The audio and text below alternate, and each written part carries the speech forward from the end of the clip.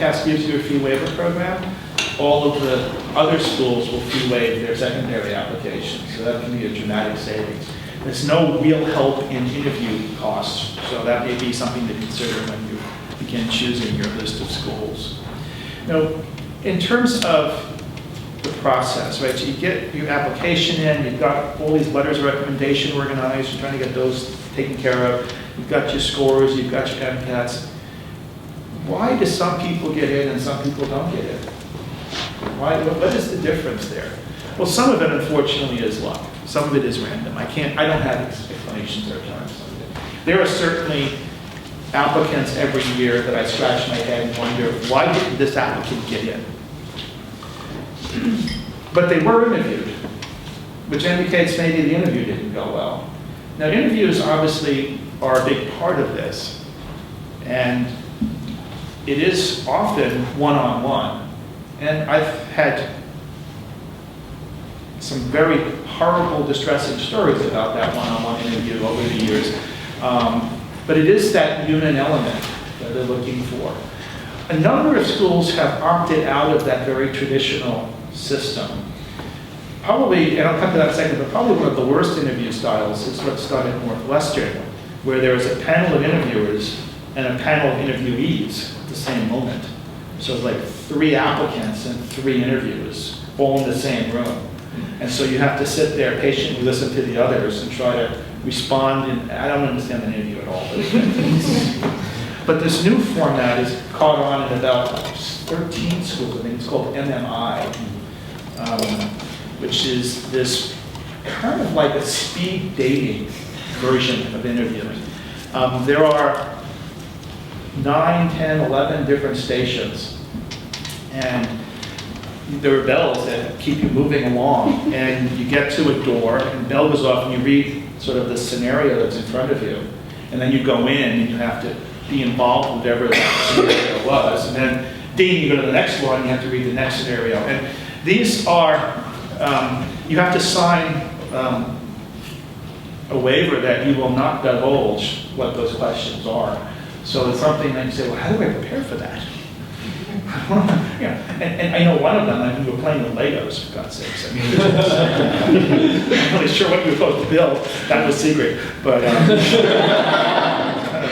there are different scenarios. Some of them are very tangential to medicine, but they're really looking sort of how you problem solve. Most people enjoy them that go through this, and I think most non-traditional students in general are better at this game because they've been problem solving in some jobs, in different kinds of jobs. They have different skill sets. But it's a very strange, different approach. And again, the traditional interview is still most common, where you go in and you may meet with 2 different people on a day, and you all wear new suits and squeaky shoes, and everybody's got their interview suit and interview dress or whatever. And you go in and you sit down, and sometimes the interview goes great, other times it's a disaster, and you really don't have any clue what it means. But it is stressful, but no longer sort of the classic nail the window shut and tell you to open it kind of interview. That has been outed many, many years ago, if you still hear about such thing. Although, nonetheless, people do feel very stressed when they go into these events. Okay, I'm supposed to be doing this for, how long are we supposed to be doing this? Oh, you're fine. Is everybody okay? Everybody You feel free to, I'm not insulted. When you get to go someplace else, please do. So are there any specific questions about any of this process? Yes? For non-traditional older students, what is there a bias for people that are? I mean, I think the majority of applicants now fall into that category. For over 10 years now, schools like Yale and Harvard and Stanford, 2/3 of their applicants are alums. I mean of the college. So within like Harvard College, and when you look at someone who's graduated Harvard College, applying to medical school, 2/3 have actually graduated in the past, and only 1/3 are current students. And that's sort of the norm, more likely. So I think, I'm not sure nationally sort of how this plays out, but it's probably, I don't know if we've tipped the scale at more than 50% yet, but certainly they've had advantages to the younger students because of their life experiences that they bring. They're more mature in how they interact with people, and generally are more comfortable wearing that suit when they go in that first day. They actually own a suit before they go to the interview, instead of buying one for it. So generally, non-traditional students have had advantages. Age is not purely neutral. I think there is a sweet spot in all of this. We had a 53-year-old get into medical school, so it's not that there's an absolute cutoff.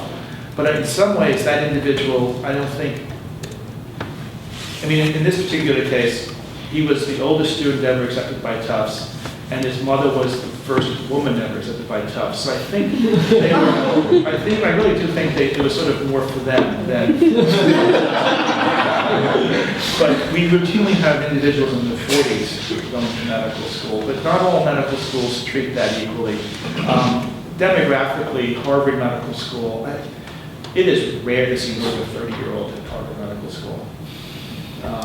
Whereas at UMass, I think it's rare to find someone who's 22. We've had a lot of 40-year-olds go to UMass. And partly that's an economic decision, because coming out in your approaching 50 with $250,000 worth of debt, it's going to be hard to pay that back and have a career.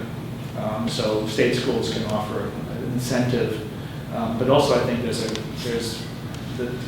there's sort of an appreciation of the skill sets that someone brings. The way I look at age is that sort of the longer you've been out of school, the more they expect you've accomplished. So I think that the bar goes up only because they expect more of you. And if you've been sort of out of school 10 years, net held job more than a year, and been drifting and traveling, that's probably not going to be the most engaged story for them. Whereas if you've been climbing a ladder successfully in some company, or built your own company, or whatever, did something successful, published a novel, I mean, something that's sort of stands out a little bit, that can have a value. I mean, we've had someone with a gold medal from the Olympics, that stands out. What did you do yourself? Oh, I've been training. What did you do? I was at the Olympics. Yes, I rode. That's cool. They went longer. Yes. Do you guys have any kind of resources for international students? I heard that schools vary a lot in terms of, first of all, how much financial aid they give to international students, and also their acceptance rates. So if you're not a U.S. citizen or permanent resident, your options of going to medical school in the U.S. are not nil, but they are far less than for U.S. citizens and permanent residents. There is very little money. That's one of the big problems. Most state schools will not accept international students, and only some private schools will. I know that Hopkins, for example, requires for matriculation that you put 4 years of tuition in escrow to be able to matriculate, because they don't have any money to give you, because most money is backed by the U.S. government in some way. Columbia just started a scholarship for international students, literally like last week I saw the announcement. I don't know if that's for one, but it's a lot of money, so there's got to be it's not going to be a lot of opportunity, and given that it is a scholarship, my guess is that every international student in the world will be opting for that one sweet spot or two, perhaps. But it is remarkably difficult. Any degree that is not earned in the U.S. or Canada will not be vetted by AMCAS. So I'm Canadian and I went to college here, so that's not a problem. Right. It's really hard. I mean, Canadians are, there are some schools that accept Canadians, but not international students, so they make a distinction. Other schools group you correctly into international because it is actually another country, it's not just our attic. I'm also applying to Canadian medical schools. And then Canadian medical schools are insanely difficult because they are very traditional in how they approach it and look at grades only, it seems, and you have to be 21. I mean, there are some exceptions to that. We actually had a 41-year-old woman go to Calgary because it was a 3-year program. She's really excited about that. She's practicing in Canada now. But generally, it's much harder to get into Canadian schools as a post-bac, and their grade requirements are much higher than US medical schools. And the system is extremely provincial. So, Yeah, I know about that. yeah, so if you're from Ontario, you got at least some options, but if you're not, you have very few. Quebec, okay. Well, I mean, there are a couple schools in Quebec, but it's very difficult for you to apply elsewhere in Canada as Quebecois. Question about the MCAT 2014 versus 2015. Thank you, So yeah. if you, hoping for the best, say you apply for the 2014 cycle, you take the 2014 MCAT. And you have to reapply. And you have to reapply. Yeah. It's not clear yet exactly what's going to happen when they transition to the new exam as to how medical schools are going to request or use that information.